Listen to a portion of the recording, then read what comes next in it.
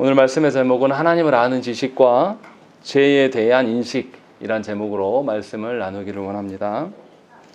본문은 너무 잘 알려져 있는 금송아지 반역 사건을 다루고 있습니다. 이스라엘 공동체가 사실 이렇게 어떻게 해서 이렇게 반역하게 되었을까라는 것을 생각하면 잘 이해가 되지 않습니다. 왜냐하면 출애굽기의 맥락을 한번 생각을 해보시면 1장부터 18장까지는 하나님께서 애굽 가운데 있는 죽음 가운데 있는 이들을 구원해 내셨고 19장부터 24장까지는 구원해신 이 이스라엘 백성들에게 하나님께서 언약을 맺어주셔서 그들을 하나님의 소유, 거룩한 백성, 제사장 나라가 되게 해 주셨습니다. 그리고 그것만이 아니라 향후에도 장래에도 그렇게 살아갈 수 있도록 25장부터 31장까지의 내용은 하나님께서 이스라엘과 함께 살아갈 처소를 만들라고 명하셨습니다.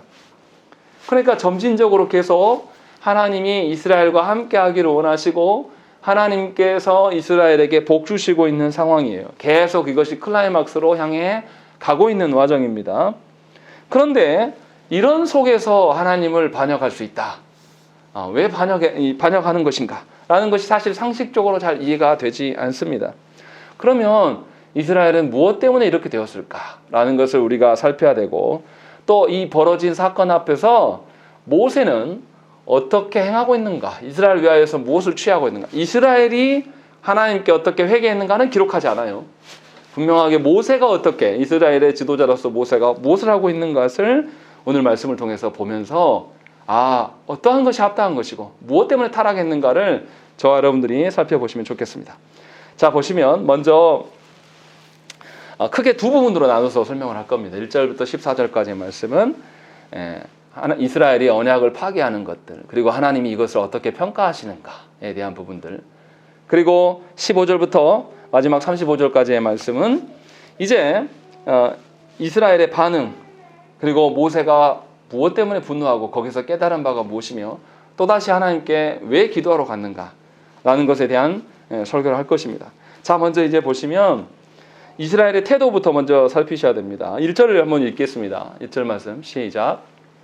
백성이 모세가 산에서 내려오니 거기를 보고 모여 백성이 아론에게 이르러 말하되 일어나라 우리를 위하여 우리를 인도할 신을 만들라.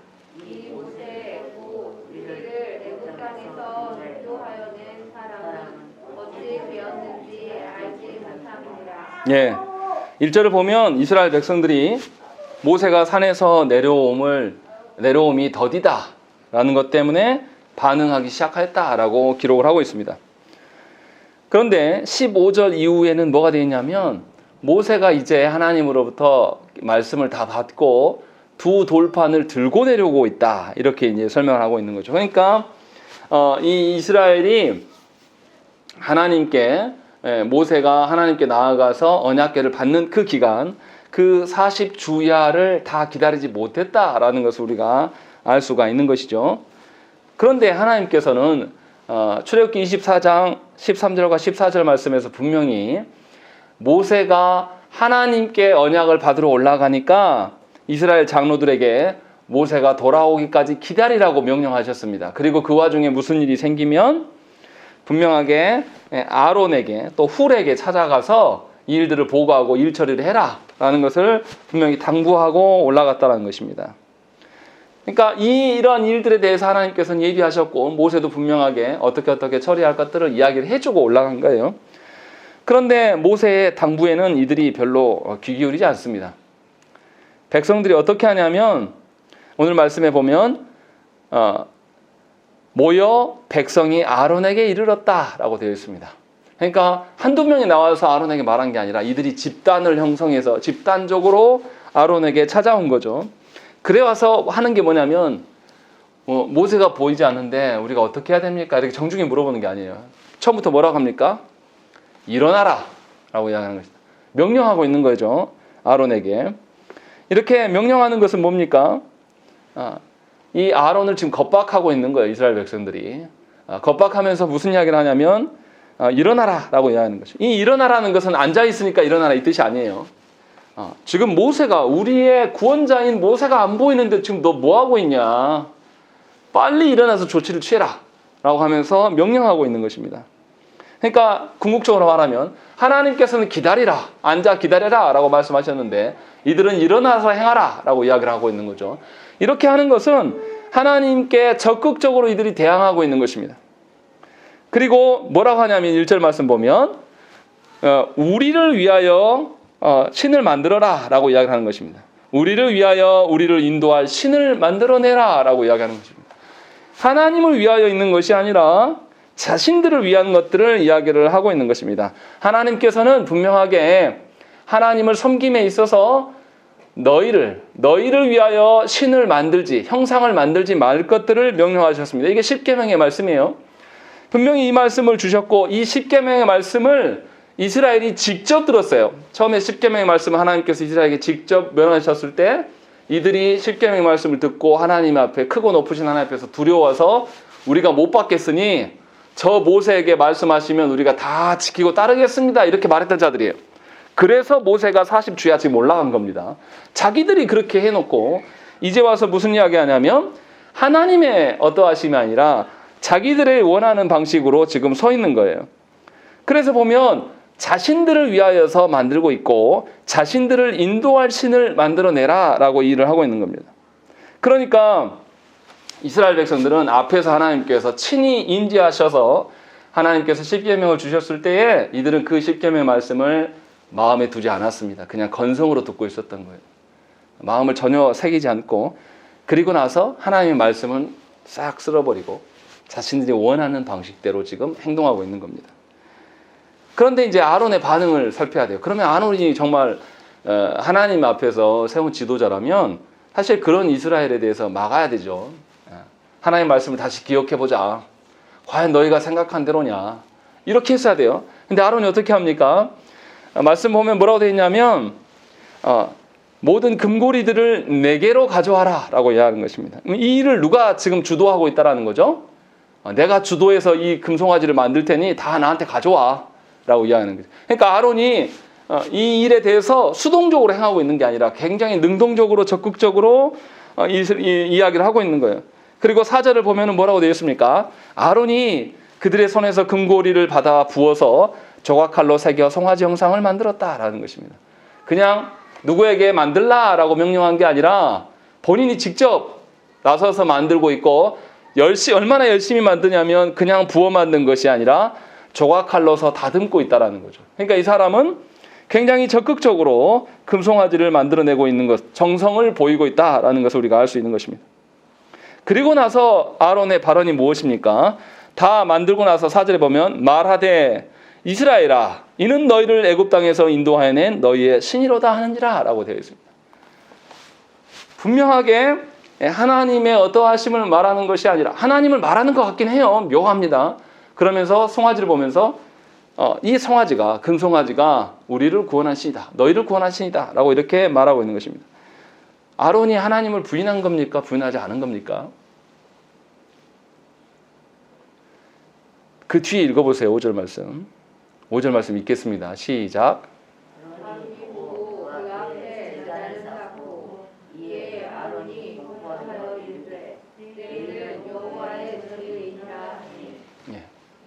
아론이 여호와를 부인합니까? 부인하지 않습니까?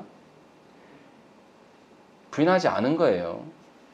보이지 않는 하나님을 금송아지로 만들어 놓고 하나님이다 라고 말하는, 하나님 부인한 적은 없어요. 이게 참 애매합니다. 그런데 뭐가 문제냐면 하나님을 섬기는 방편에 있어서 자신들이 원하는 방편으로 지금 하고 있는 거예요. 문제는 뭐냐면 하나님을 하나님으로 하는 것이 아니라 하나님을 자기가 기대하는 방식으로 그렇게 이해하고 있어요. 그래서 하나님의 섬기는 방식을 자기가 원하는 식으로, 우리식으로 이야기하면 내 처지가 예배할 만하면 예배하고 아니면 말고 식으로, 가정 예배도 하면 하고 말면 말고, 이런 식으로 내 상황과 처지에 따라서 하나님을 섬기는 것이 엄청나게 악한 것이다 라는 것을 오늘 본문에서 지금 우리에게 이야기를 하고 있는 거예요. 분명히 하나님은 너희를 위하여서, 너를 위하여서 우상을 만들지 말라, 형상을 만들지 말라라고. 그러니까 하나님을 섬기는 방편은 하나님이 명하신 대로만 섬겨야 될 것이다라는 것을 십계명에서 말씀해 주셨다라는 것이죠. 그런데 이스라엘의 문제는 뭐냐면 하나님에 대한 바른 인식이 없는 거예요. 그냥 자기들이 추정하는 신, 자기들이 기대하는 신을 이야기를 하고 있는 것입니다. 그래서 하나님에 대해서 바르게 알지 못해요. 바른 인식이 없다라는 거죠. 이것에 대해서 하나님은 미리 아시고 십계명에서 분명히 경고하시면서 말씀을 주셨었어요. 그런데도 이스라엘은 하나님 알기를 하나님께서 계시하여 주신 대로 아는 것이 아니라 자신이 원하는 방식으로 이해하고 있습니다. 이렇게 이스라엘이 하나님에 대한 거짓된 인식을 갖고 있기 때문에 하나님께서는 앞서서 무슨 이야기를 하셨냐면 시내산에 도착하기 전부터 만나와 메추라기를 공급해 주시는데 어떻게 주셨습니까? 날마다 일용할 양식으로 주시고 그 일용할 양식을 거두는 것에 있어서 하나님 명하신 대로 행하지 않으면 뭘 보이셨습니까? 벌레가 뜯게 하고 썩어 없어지는 것을 경험하게 하심으로 말미암아서 하나님이 명하시는 대로 살아야 되고 하나님이 명령하신 대로 걸어갈 때 우리가 안전하다라는 것들을 분명히 이미 가르치셨습니다. 경험하게 해주신 것이죠. 그리고 또 어떻게 하셨습니까? 언약식을 이스라엘에게 행할 때에 분명히 이스라엘에게 뭐라 하냐면 너희가 거룩한 백성이 될 수 있는 것은 내가 준 말씀, 내가 너희에게 언약의 준수사항을 주셨던 것들을 잘 지켜 행할 때에 너희가 하나님의 소유 거룩한 백성으로 살 수 있다 라는 것을 출애굽기 19장 5절 6절 말씀에도 언약식을 앞두고서도 이미 하나님께서 밝혀주셨습니다. 그러나 이스라엘과 아론은 실존하시는 하나님이 아닌 자신들이 바라고 소망하는 자신들의 마음을 만족해하는 방편으로 하나님을 이해하기를 원했습니다. 그래서 하나님의 명령은 전적으로 무시하고 자신들의 욕구와 필요를 위하여서 금송아지로 하나님이다 라고 말하고 있는 것입니다. 이렇게 실존하시는 하나님을 아는 것이 신앙생활에 있어서 너무나 중요합니다. 그런데도 많은 성도들이, 조국교 안에 있는 많은 성도들이 신이란 이런 것이다 라는 그런 종교성을 가지고 교회에 나옵니다. 그리고 그 종교성을 버리지 않아요. 그래서 자신의 삶에 유익을 주는 것이 나에게 신이다 라고 이렇게 이해를 합니다. 그런데 그 유익이라는 것이 과연 진짜 유익이지 우리를 죄로 몰아가는지 욕망 덩어리로 하게 하는지는 우리가 구별하지 못한다라는 것입니다. 그런데도 불구하고 많은 성도들이 신앙생활을 해나갈 때에 성경을 토대로 신앙생활을 행하지 않아요. 하나님은 이를 너무나 잘 아시기 때문에 어떠한 신도 스스로 자기 자신이 어떠한 분이다 라고 이렇게 계시하여 주시는 신이 없어요. 그런데 하나님은 역사 속에서 계속 자기 자신을 계시하여서 스스로 드러내십니다. 역사 가운데 나는 누구다, 나는 스스로 있는 자다, 나는 말씀하는 분이다 라는 것을 계속 반복해서 이야기를 해요. 그래서 우리가 기독교를 뭐라고 합니까? 계시의 종교라고 이야기해요. 놀라운 것은 뭐냐면 기독교인들이 계시의 종교라고 말은 하면서도 그 하나님의 계시를 존중하지 않는다라는 것이죠. 자기의 이해하는 편리 방식대로 자기가 원하는 방식대로 하나님을 상상하고 추적해요.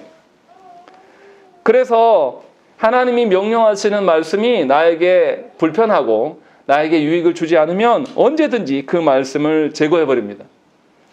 그렇게 해서 살아가기 때문에 이것이 뒤틀림으로 드러나는 것이고 이것에 대해서 하나님께서 진노하시는 사건이에요. 그러니까 하나님을 아는 것이 너무나 중요한 것입니다. 하나님을 내가 아는 추정치로 아는 그런 게 아니라 하나님을 바르게 아는 것이 너무나 중요하다라는 것을 지금 오늘 본문에서, 그래서 이스라엘 백성이 여호와를 부인했다라고 말하기보다는 여호와를 상상하고 추정했다라는 거죠. 그렇게 해서 이런 일들이 시작되고 있다라는 것입니다. 그래서 그들의 구원이 어디서 온다고 이야기합니까?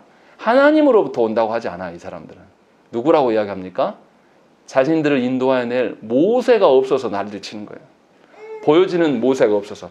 그 모세가 구원자는 아니거든요. 그런데 그렇게 인식하고 있는 거죠. 그래서 하나님께서 이제 7절부터 10절에 이들의 행하는 것에 대해서 하나님이 평가를 내리십니다. 분노하셔요. 그런데 하나님의 분노의 초점이 우상에게 있지 않습니다. 우리는 우상을 제거만 하면 된다라고 생각을 하는데, 만약에 우상을 제거하기만 하면 된다라고 생각했으면 모세가 그 금송아지를 불태워서 다 가루로 빻아내서 물로 이스라엘 백성들 다 마시게 했으면 끝나야죠. 근데 그렇지 않다라는 거죠. 하나님이 집중하시는 건 우상이 아니에요. 하나님이 집중하시는 것은 누굽니까? 이스라엘 자체예요. 저와 여러분들이 알아야 될 게 우리가 하나님께 무엇인가를 예배하는 행위, 하나님께 드리는 뭐 헌금, 이걸 하나님 보시지 않아요. 무엇을 보시냐면 바로 여러분들을 보신다라는 거죠. 그래서 7절에 보면 뭐라고 되어 있습니까? 이스라엘이 부패하였다라고 이야기하는 거예요. 전에는 하나님께서 내 백성 이스라엘이라고 이야기했는데 이스라엘의 고백대로 지금 하나님 말씀해 주시는 거죠. 내가 그들을 인도하는 것이 아니라 네가 애굽 땅에서 인도해낸 네 백성이 부패하였다라고 하나님이 말씀하고 있는 것입니다. 이스라엘의 인식 그대로를 모세에게 알려주고 있는 거죠. 내가 무엇 때문에 화가 났는지, 하나님께서 무엇 때문에 진노하시는 것을 모세에게 알려줍니다. 그래서 이스라엘의 그 오류들을 분명히 지적해주고 계신다는 것입니다.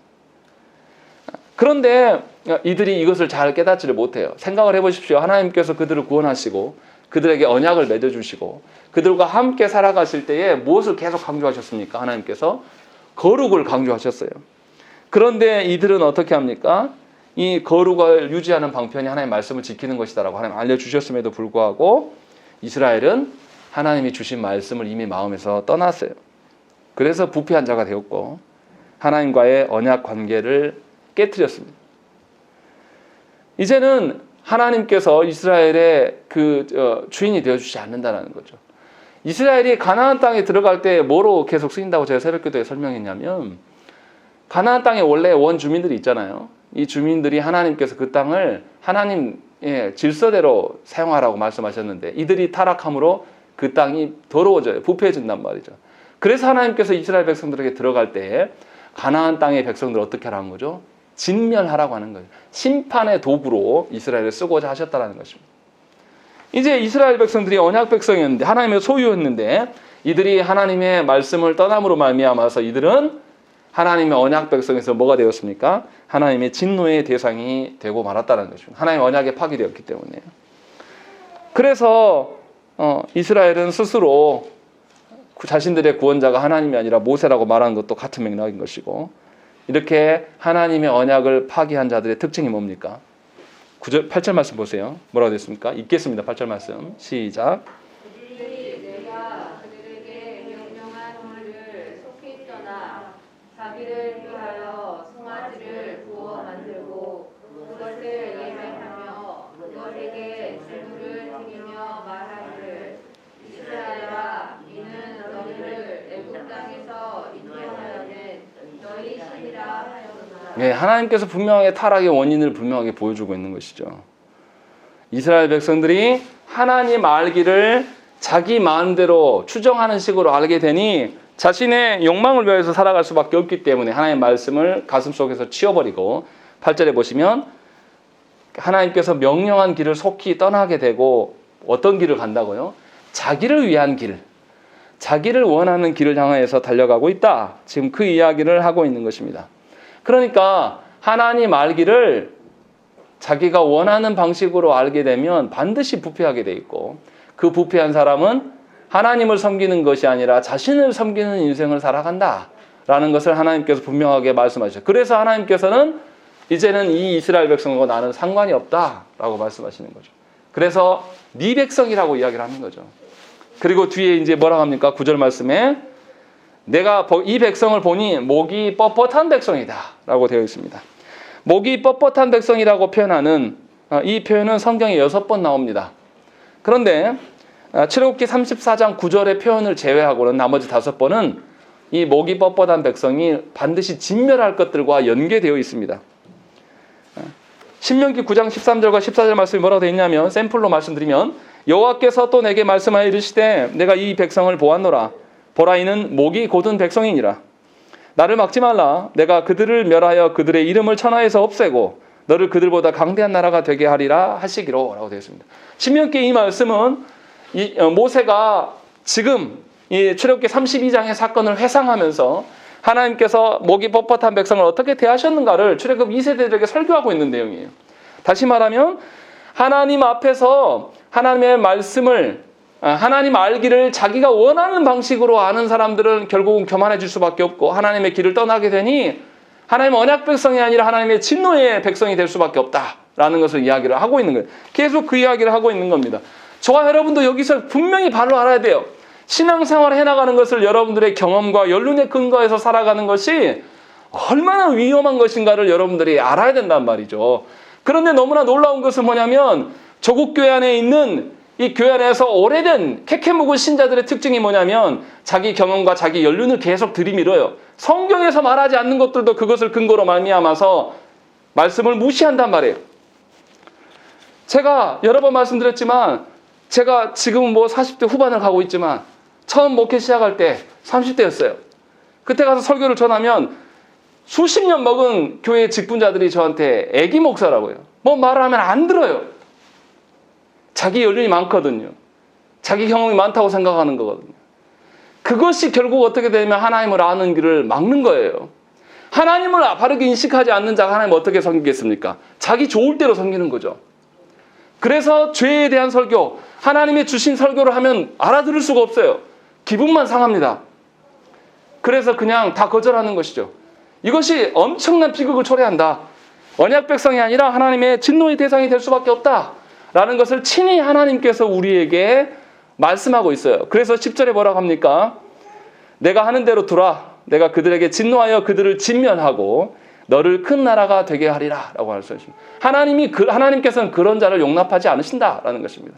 그러니 우리가 알아야 될 게 무엇입니까? 하나님을 알아가는 일에 우리가 힘써야 돼요. 내가 알고 하는 추정하는 그런 하나님이 아니라 여러분들이 경험한 하나님을 말하지 말라라는 거예요. 정말로 하나님을 바르게 아는 사람은 그래서 간증하지 않습니다. 간증은 사람의 그 지극히 한 사람의 그냥 경험일 뿐이에요. 그것을 자기 마음대로 해석하면서 그것이 모든 사람에게 그렇게 될 거라고 생각하는 것들. 또 반대로 목회자가 아는 하나님을 목회자가 다 합니까? 목회자가 아는 자기가 경험한 하나님 말하면 안 됩니다.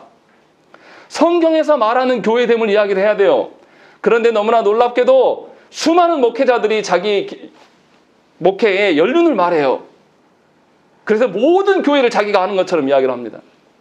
그러나 하나님께서는 특정 교회에 그곳에서 사역하고 그곳에서 어떠하심을 보이시는 하나님이에요. 그러니 우리 모두가 우리의 정황이나 상황 논리로 말할 것이 아니라 하나님을 바르게 아는 일에 대해서 성경을 토대로 하나님께 서야 되는 것입니다. 그래서 교회 안에서는 유교의 논리가 통용되면 안 돼요. 나이에 많고 적음, 경험에 많고 적음으로 교회를 어떻게 세워가는 일에 대해서 우리가 다 벗어 던져야 됩니다. 그렇지 아니하면 교회는 하나님의 심판의 대상이 될 수밖에 없는 것입니다. 그런데 이것을 우리는 너무 가볍게 생각하는 것이죠. 오늘 본문에 보세요. 이 이스라엘 백성들이 하나님에 대해서 바른 인식이 없어요. 그래서 금송아지를 보고 이것이 여호와다라고 했으면 그 앞에서 뭐도 합니까? 보면 번제도 드리고 화목제도 드리고 그 앞에서 춤추며 막 노래한단 말이에요. 종교 행사를 다 하고 있어요. 이들도. 안 하지 않아요. 분명하게 오늘 본문에 나타난 이스라엘 백성들이 종교 행사를 다 해요. 근데 뭐 때문에 합니까? 자기를 위해서 해요. 자기의 결핍이나 자기의 아픔과 괴로움, 자기의 위로를, 자기의 성공을, 자기의 욕망을 채우기 위한 방편으로서 얼마든지 한다는 것입니다. 그러한 하나님께서 그러한 예배를 받으시겠냐 이 말이죠. 그것을 하면 할수록 어떻게 됩니까? 심판의 대상이 되는 거예요. 심판의 증거물로 남는 거예요. 그러니까 저와 여러분들이 하나님을 바르게 알지 않고 예배하는 것은 무서운 것이 되는 것입니다. 그래서 예배하는 방편도 하나님이 원하시는 대로 하라는 거예요. 그래서 제가 예배에 이 예배 예전이 그냥 내 마음대로 우리가 정하는 것이 아니라 교회 안에서 세워져 있는 개혁주의 안에서 있는 예배 예전을 통해서 하나님께 나아가야 된다. 계속 그 말을 하는 거예요. 근데 우리는 어떤 식입니까? 우리 편한 대로 하면 된다는 식이에요. 미안하지만 그렇게 행하면 행할수록 하나님 앞에서 그것은 다 진노의 증거물로 하나님이 남겨두실 거라는 거죠. 그러니까 무조건적으로 예배에 참석한다고 해서 모두가 언약 백성이냐? 아니라는 거예요. 우리의 거짓된 욕망과 나를 위하여서, 위로받기 위하여서 내가 하나님 앞에서 성공하는 방편을 듣고 싶어서 이 자리에 나온 사람들은 하나님의 진노의 대상으로서 서 있을 수밖에 없는 거예요. 그래서 우리가 가장 중요한 것은 성경을 통해서 하나님을 알아가는 겁니다. 하나님을 바로 알지 못하기 때문에 헛된 방식으로 하나님을 설 수밖에 없는 것입니다. 하나님 이렇게 말씀하신 거죠. 자, 그리고 나서 모세가 무슨 이야기를 합니까? 이제 모세가 11절부터 하나님께 간구하는 내용들이 나와요. 그런데 이상한 건 뭐냐면 모세가 간구함이 오늘 본문에 2번 나옵니다. 처음에 모세가 11절부터 14절까지 하나님께 간구하니 하나님께서 14절 보면 여호와께서 뜻을 돌이키사 말씀하신 화를 그 백성에게 내리지 아니하셨다라고 이야기를 하십니다. 그런데 우리는 이것이면 족하다라고 생각해. 우리 하나님 진노 안 받으면 됐지라고 생각하는데 35절 말씀 가서 보세요. 거기 보면 무슨 말씀이 되어 있냐면 여호와께서 백성을 치시니 이는 그들이 아론이 만든 바 그 송아지를 만듦이 있음이더라. 분명히 앞에서는 안 치겠다, 내리지 않겠다라고 하셨는데 또 하나님이 치셨다라고 이야기. 이게 뭔 소린가? 왜 이렇게 말씀하시는가? 그리고 왜 모세는 우리 같으면 그렇지 않겠습니까? 하나님이 진노하지 않겠다라고 했으면 됐어. 기도응답 받았어. 오케이 끝. 이렇게 끝낼 거예요. 그런데 너무나 이상한 사건이 중간에 들어가 있고 다시 모세가 중간에 아론과 대화하는 것을 끝내고 난 다음에 모세가 2가지 일을 합니다. 이스라엘 백성들을 하나님을 대신하여서 심판해서 레위인들과 함께 그 자리에서 3,000명을 쳐 죽입니다. 그런데 놀라운 것은 모세가 그 말을 뭐라고 하냐면 여호와께 헌신한 것이다 라고 이야기를 하고 그 다음에 다시 하나님께 가서 간구하고 있는 거예요. 그러니까 중간에 모세가 무엇인가 처음 기도한 이후에 무슨 중간 사건을 통해서 뭐가 깨달은 거예요. 모세가 뭔가 변화가 생긴 거죠. 그러면 이제 말씀 우리가 한번 보십시다. 처음에 11절과 13절 말씀에 모세의 기도가 나오는데 모세가 2가지를 요청해요. 하나님께 진노를 그치시고 뜻을 돌이켜주시기를 원하고, 두 번째로는 이 돌이켜주는 근거가 하나님 우리 조상들에게 약속하신 거 있지 않습니까? 언약에 근거해서 하나님께 지금 요청하는 거죠. 모세의 이런 기도는 합당해요. 굉장히 의미가 있습니다. 그래서 이렇게 기도했는데 하나님께서 이것에 대해서 응해 주시기는 합니다. 그래서 분명하게 언약의 신실하심을 근거해서 지금 말하고 있는 것이죠. 그래서 이 모세의 기도가 합당해 보이는데 뭔가 부족함이 있어요. 자, 이제 15절부터 이야기 보면 모세가 분노하는 것이 나타납니다. 그런데 그 모세가 분노하는 것이 너무 이상해요. 출애굽기 전에는 무슨 이야기합니까? 바로 모세가 분노했다 이 말 하지 않아요. 그 전제를 설명하고 있습니다. 15절부터 모세가 돌이켜 산에서 내려오는데 2 증거판이 그의 손에 있고 그 판의 양면 이쪽 저쪽에 글자가 있으니 그 판은 하나님이 만드신 것이요 글자는 하나님이 쓰셔서 판에 새기신 것이다. 모세가 하나님께서 직접 만들어 주신 것을 붙잡고 지금 내려오는데 내려올 때 모세가 이제 뭔가를 듣기 시작해요. 그리고 들은 바가 있고 본 바가 이제 보여지는 거죠.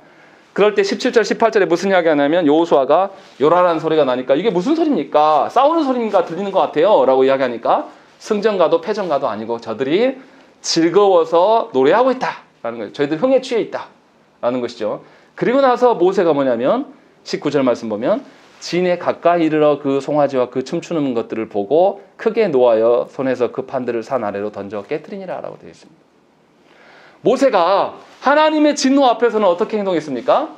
하나님 언약에 근거해서 진노하지 말아주세요 라고 이야기를 했습니다. 그런데 모세가 직접 그 광경을 보니 모세가 지금 뭘 들고 있는 거죠? 하나님의 언약의 말씀을 들고 있는데 내려가서 보니 그 판을 깨버린 거예요. 그러니까 하나님이 처음에 진노하셨을 때 하나님의 진노의 크기나 하나님의 마음을 모세가 알고 지금 구했다라는 건가요? 몰랐다라는 거예요.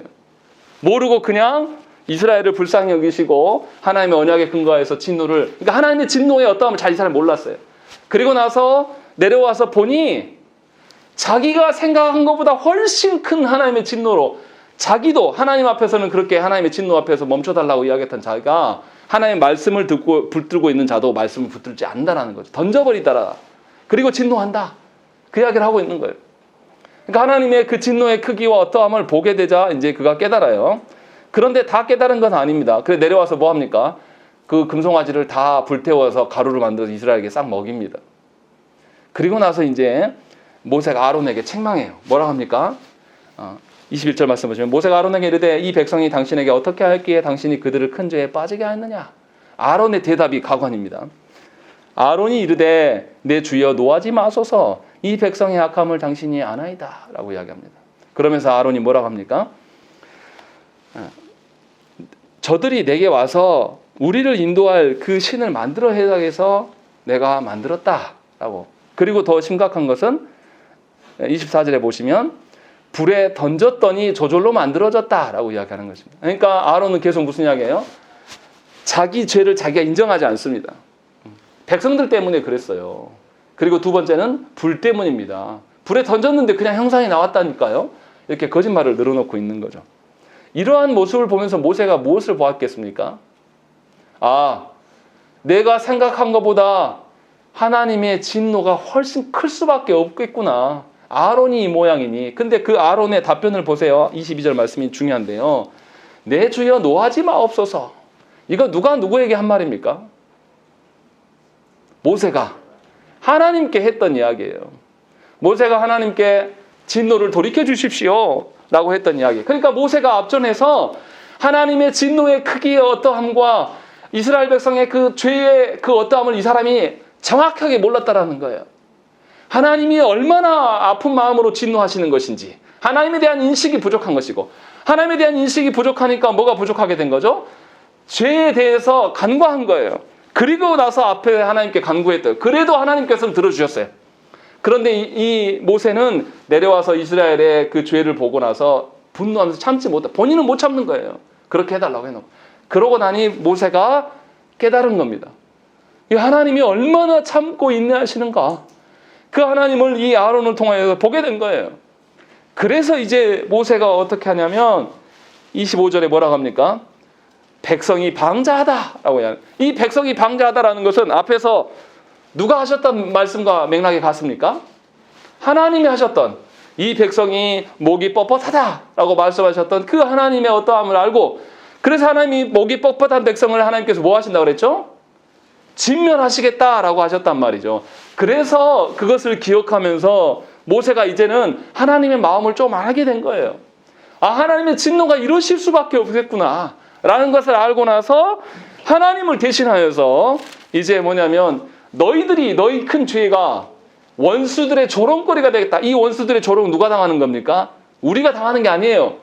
하나님이 너희들로 말미암아 원수의 조롱거리가 되셨다라고 말하면서 이제 일어서서 나와 함께 여호와 편에 서는 자들은 나와라 라고 하면서 칼을 들고 누구를 치라고 합니까? 22절 말씀 보세요.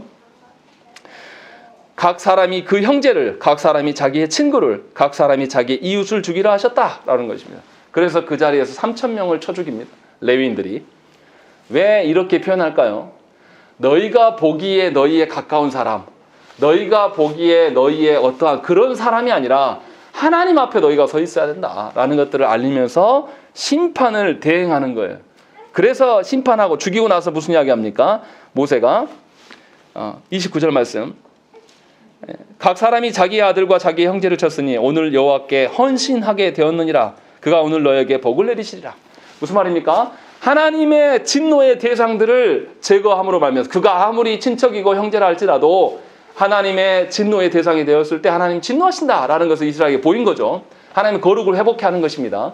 그 일들을 하고 나서 너희가 얼마나 힘들었겠느냐. 그런 하나님의 진노가 임하였다라는 것을 헌신으로, 하나님의 심판으로 이야기를 하면서 너희에게 복을 주실 것이다 라고 말씀하십니다. 그리고 나서 30절부터 무슨 이야기 합니까? 다시 이제 하나님께 나와서 간구하는 거예요. 31절 말씀 보시면 다시 나아가 여짜오되 슬프도소이다. 이 백성이 자기들을 위하여 금신을 만들어 싸우니 큰 죄를 범하였나이다. 이제사 모세가 어떻게 한 거죠? 이스라엘의 죄악이 어느 정도인지 깨달은 거예요. 죄를 인식하기 시작한 거죠. 이제사 하나님의 어떠하심을, 이스라엘의 그 죄에 범죄한 것들 현장을 목도하고 아론의 그 형편없는 대답을 보면서 누구를 발견한 것입니까? 자기 자신이 하나님께 대했던 것들을 발견하게 되고, 아, 내가 하나님을 전혀 모르는 자이구나. 내가 하나님의 말씀의 법도대로 내가 판단했던 것들도 아니었구나라는 걸 더 깊이 깨닫고 하나님 앞에서 다시금 큰 죄악들을 깨닫고 다시 하나님께 간구하고 있는 것입니다. 그래서 32절에 뭐라고 합니까? 이제 그들의 죄를 사하시옵소서. 그렇지 아니오시면 자기에게 주께서 기록하신 책에서 자기의 생명을, 자기 이름을 지워버려 주옵소서라고 하나님께 간청하는 거예요. 자기를 죽여서라도 자기를 대실 진멸함으로 말미암아서 하나님께 간청하고 있는 거예요. 앞에서의 기도와는 많이 달라져요. 앞에서는 진노만 걷어주세요라는 이런 뉘앙스였는데 이제는 정말로 생명을 두고 지금 이 이야기를 하고 있는 거죠. 그래서 그때 하나님 어떻게 하십니까? 하나님께서 내가 다 용서한다 이렇게 하지 않으세요. 하나님 뭐라고 하십니까? 한 3절 말씀에 아주 냉정하게 말씀하세요. 누구든지 내게 범죄하면 내가 내 책에서 그를 지워버리라. 하나님 앞에서 범죄한 걸 하나님 간과하지 않으신다라는 거죠. 분명히 벌에 대한 대가를. 그래서 34절 뭐라고 합니까? 그들의 죄를 보응하리라 라고. 보응하는 날이 올 테인데 그 보응하는 날이 있게 될 것이다 라고 말씀하고 있는 것입니다. 그리고 하나님은 무슨 이야기 합니까? 모세의 돌이킴을 보고 34절 말씀이 중요한데요. 가서 내가 네게 말한 곳으로 백성을 인도하라. 내 사자가 네 앞서 가리라. 하나님 어떻게 하신다는 거죠? 하나님의 약속하신 언약대로 다시 지켜서 인도해 가실 것이다. 너는 그것에 충성을 다해라 라고 이야기하는 하나님이 원하시는 것이 바로 이것이다 라고 말씀하고 있는 것입니다. 그러니 이제 모세는 어떻게 해야 되겠습니까? 하나님이 말씀하시는 것 앞에서 순종해야 돼. 그것이 순종이다 라고 말하는 거예요. 내 기분의 어떠함과 나의 어떠함을 계속 말하지 말고 이제 하나님이 주시는 그 언약대로 다시 네가 가라 라고 하나님 말씀하고 있는 거죠. 이것이 진정한 하나님께 돌이킴이다. 그렇다고 해서 하나님이 우리의 죄악에 대해서 형벌하지 않으시자 벌하신다라는 거죠. 그래서 출애굽 시대들이 어떻습니까? 가나안 땅에 들어가지 못해요. 하나님이 범죄함에 대해서 용서해 주시지만 그들을 버리시진 진노의 대상으로 삼으지는 않으셨어요. 그들의 후손들에게 기회를 주시긴 한 건 맞습니다. 그러나 그들의 범죄함에 대해서 하나님 반드시 보응하시는 하나님이심을 오늘 말씀에서 우리에게 보이고 있다는 것입니다. 중요한 것이 무엇입니까? 정리하는 것을 두 가지를 알아야 돼요. 우리는 조국교회의 많은 성도들은 하나님 알기를 매우 개인적이고 주관적으로 합니다. 사실 하나님 아는 일에 대해서 별로 관심이 없어요. 성도 대부분이 뭐냐면 하나님이 나를 어떻게 사랑하시고 하나님이 어떻게 나와 만나주시기를 원하시는가 이런 관심이 없어요. 생각을 해보세요. 남녀가 둘이 사랑하는데 서로 관계에 맺어지는 어떤 도구들이 있을 거 아닙니까? 요즘식으로 이야기하면 옛날식으로 이야기하면 편지 써서 보면 그 편지 주고받으면서 편지 그 사람이 없어도 편지 얼마나 소중히 간직합니까? 편지 사이에 책 사이에 왜 꼽아놔요? 어디 분실하지 않게 하고 편지가 훼손되지 않게 하기 위해서 두꺼운 책 사이에 꽂아놓으면서 그 편지를 소중히 여겨요. 또 요즘식으로 이야기하면 남녀가 사랑하면 SNS로 사랑하면 핸드폰 두고 옆에서 보면서 붙들고 살아요. 그렇게 존중한단 말이에요. 있는 상대자의 그 통로를 찾는단 말이에요. 근데 우리가 하나님을 사랑한다고 하면서도 우리는 하나님이 계시해 주신 내가 이런 분이야, 이런 존재다라고 하는 것을 알려주는 것을 우리는 존중하지 않는다. 알고 싶어 하지도 않아요. 그러면서 우리가 하나님 사랑한다 할 수 있냐 이 말이죠. 그럴 수 없다라는 거죠. 다시 말하면 모든 신자는 하나님을 알기에 힘써야 되고 하나님을 알기에 힘쓰는 것은 공식적으로 하나님께서 말씀을 통해서 우리에게 주셨습니다. 우리가 추정하는 하나님이 되면 안 돼요. 그것은 이미 하나님이 아닙니다. 이 태도를 벗어나야 돼요. 그렇지 않으면 우리는 하나님의 진노의 대상이 될 수밖에 없다라고 성경은 이야기를 하고 있는 것입니다. 그래서 하나님을 바로 아는 것이 너무나 중요한 것입니다. 하나님의 마음을 품는 것이 너무나 중요해요. 우리의 현실을 보면서 우리는 죄의 문제가 발견되면 어떻습니까? 어떤 기준으로 죄를 대합니까? 내 기준으로 대하지 않습니까? 하나님이 나의 이 죄악을 보면서 얼마나 극도로 진노하시면서 그 하나님의 어떠하심을 발견하려고 하는 사람 거의 없어요. 목사님 저도 그래요. 그냥 내 수준으로 발견하지 않습니까? 그래서 우리 어떻습니까? 남의 새끼가 잘못하면 법대로 해야 돼요. 그런데 우리 자식이 잘못하면 어떻게 합니까? 그 자식 덮어주느라고 정신을 못 차리는 것이 우리 아닙니까? 엊그제 보니까 어떤 초등학교 학부모가 성인들 몇 명을 동반해서 학교 찾아가가지고 학교 선생님 수업하고 있는데 네가 우리 애기 학폭에 신고했어? 하면서 애들이 보는 앞에 선생님을 폭행했다고 하더라고요. 그게 사람 새끼 키우는 겁니까? 짐승 새끼 키우는 겁니까? 본인은 내 사랑한다라고 말할 거예요. 근데 인간으로 키우는 게 아니에요, 그거는. 하나님 앞에서 살아가는 자라면 죄의 문제를 하나님의 시선으로 볼 수 있어야 돼요. 그러려면 하나님이 어떠한 분인지를 반드시 잘 알아야 됩니다. 하나님을 아는 일에 대해서 전혀 관심 없으면서 살아가는데 우리가 죄로부터 어떻게 구원받을 수 있습니까? 다 죄도 내 수준에서 처리할 텐데요. 정말로 내 자녀가 사랑한다라면 이 자녀들에게 죄의 기준을 내 기준으로 줘야 될까요? 하나님의 기준으로 줘야 될까요? 하나님의 기준으로 대하는 것이 너무나 당연한 거예요. 그것이 사랑하는 겁니다. 그런데 자녀들에게 말씀을 안 가르쳐요. 자녀들에게 말씀을 가르치고 예배하는 것을 타협할 수 있는 것이라고 말한단 말이에요. 우리가 마음대로 조절, 기준이 왔다 갔다 하는 것을 뭐라고 합니까? 어른들이 나일론으로 하잖아요. 나일론 기준. 이렇게 말하잖아요. 하나님을 섬기는 것을 그런 식으로 한단 말이죠. 자기가 원하는 방식대로. 하고 싶으면 하고 말고 싶으면 말고. 그렇게 해서 하나님 어떻게 합니까?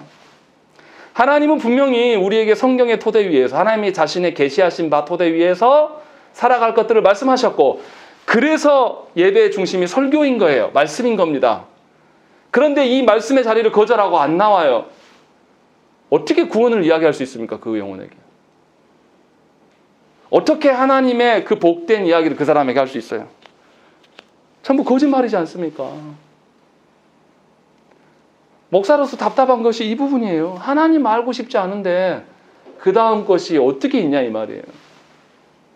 죄의 기준도 다른데 오늘 본문 말씀에서 우리가 기억을 해야 돼요. 하나님은 우리를 용서하심에 있어서도 무조건적으로 우리가 원하시는 대로 용서하시는 분이 아니세요. 하나님은 우리를 어떻게 하기를 원하시냐면 하나님의 공의로서 우리를 변화시켜 가시면서 죄의 문제를 다루기를 원하시는 하나님. 그래서 이스라엘 백성의 죄에 대해서 반드시 보응할 때가 되면 보응하실 것이다. 그러나 언약에 근거해서 그들을 언약에 서게 가라 라고 분명하게 말씀하고 있는 것입니다. 그러니까 저와 여러분들이 분명히 알아야 돼요. 모세가 무엇 때문에 두 번의 간구를 하나님께 했겠습니까? 모세가 무엇 때문에 레위인들을 들어서 이스라엘을 심판하게 했을까요? 하나님 앞에 하나님의 그 선하신 기준 앞에 보니 자신이 앞서서 간구했던 것이 그렇게 옳아 보이지 않은 거예요. 방편에나 모른 면에서 모세의 기도는 탁월해요. 앞선 기도마저도 정말로 이렇게 기도할 수 있을까 싶을 정도로 놀랍습니다. 그러나 하나님의 마음을 더 깨닫고 나서 모세는 이스라엘 백성들에게 하나님의 어떠하심을 지금 선보이고 있는 것입니다. 이것이 참된 지도자예요. 이것이 참된 영혼을 담당하는 그런 삶의 태도라는 것입니다. 우리가 한번 생각을 해봐야 돼요. 정말 저와 여러분들이 하나님을 알고서 우리 안에 있는 죄악들을 보는 자인지 한번 돌아보셔야 됩니다. 하나님의 공의의 기준들을 조금만 배우면요. 우리 사회에서 조국교회 안에 있는 벌어지고 있는 일들을 그냥 간과할 수가 없어요. 아론이 말한 것처럼 주여 노하지 마십시오. 별거 아닌데 왜 이렇게 노하세요? 이렇게 말할 수 없다니까요. 조국교회 안에 있는 목회자들이 돈에 여자에 권력에 탐해가지고 있는 것 자체는 진노의 대상이에요. 그런데 우리 하나도 놀라지 않지 않습니까? 그들을 위해서 기도도 하지 않잖아요. 우리 모여서 기도하자면 무슨 기도만 합니까? 맨 순전히 내 기도. 나의 어떠한 말이에요. 모세가 지금 자기 기도합니까? 모세는 하나님을 알고 나니 하나님의 기준으로 죄악을 볼 수밖에 없게 되고 이것을 깨닫게 해주시기 때문에 그것에서 계속 마음을 쓰고 있는 거예요. 그것을 붙들고 씨름하고 있는 것이 오늘 본문에 나와 있는 거예요. 우리가 하나님을 알지 못하기 때문에 우리의 죄악의 기준이 없어요. 그러니까 조국교회 타락해도 괜찮아. 너도 해봐라. 네가 그 자리에 안 가봐서 이런 소리를 하고 있는 거예요. 우리들끼리 그냥 죄의 기준 정해놓고 아니면 그만이고 이런 식이란 말이죠.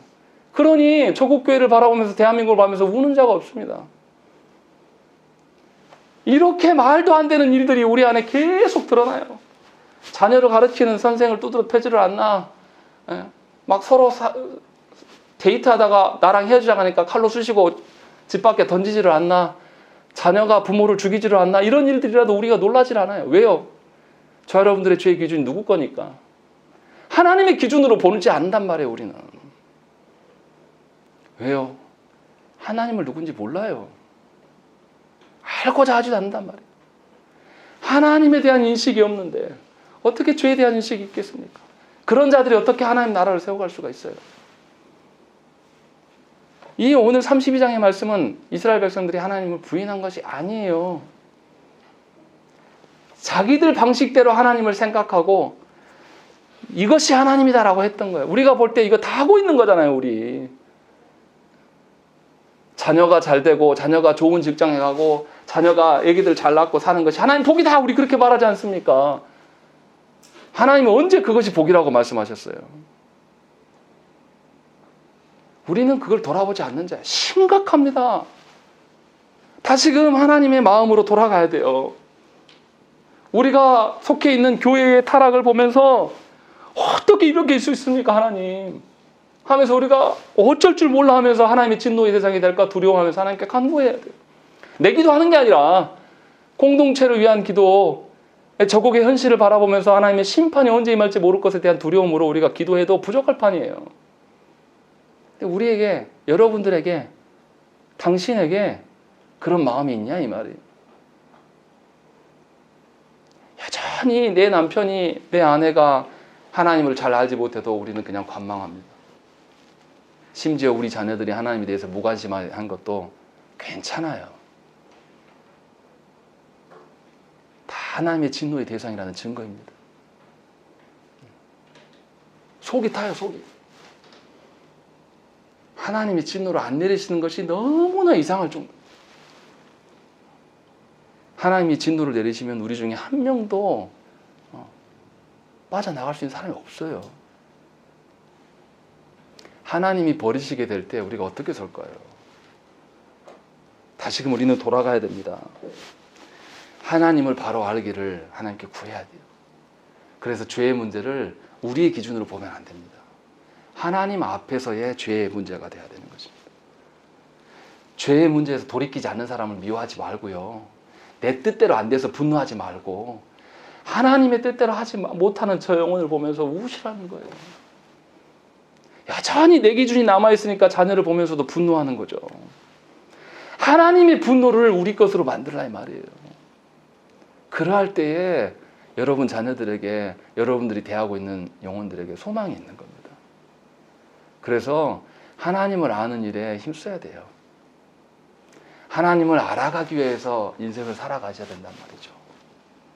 그것 없이 살아가는 자는 하나님의 진노로 인하여서 그것이 영원한 형벌로서의 진노인지 하나님의 언약적인 진노인지 명확하게 구분하기는 어렵지만 그 속에서 우리는 늘 진노의 대상으로서 신음하고 살 수밖에 없는 것입니다. 그래서 바라기는 정말로 하나님께서 주시는 그 인생 가운데 질병이다, 어떤 환경적인 어려움이다, 경제적인 어려움이다, 이걸 탓할 게 아니라 하나님을 알아가는 일에 저와 여러분들이 힘써야 돼요. 하나님을 잘못 알기 시작하면 모든 것이 다 무너집니다. 그래서 저와 여러분들이 정말로 이제는 개인적이고 나의 어떠한 것이 아니라 하나님의 시선으로 이 모든 현실을 볼 수 있는 그 은혜가 여러분들에게 있어야 됩니다. 그럴 때 저와 여러분들은 하나님 나라의 도구로, 하나님 나라를 유업으로 받는 자로 살아갈 수가 있는 것입니다. 그래서 정향에 속한 모든 영혼들이 하나님 나라의 기업을 잇는 자, 하나님 보시기에 하나님의 군사된 자, 오늘 본문에 나와 있는 레위인들처럼 하나님 앞에서 자기 부인, 자기하고 관계되어 있는 사람들이 하나님의 진노의 대상일 때는 가차없이 하나님께 내어놓을 수 있는 그런 존재 되시기를 간절히 축원합니다. 함께 기도하겠습니다.